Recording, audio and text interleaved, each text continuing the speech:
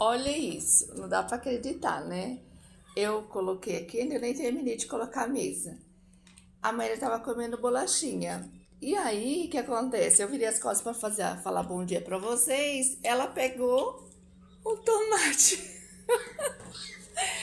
Tá comendo tomate, filha? Tá gostoso?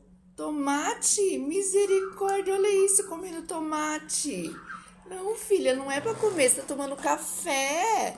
Dá aqui pra mamãe. Meu Deus.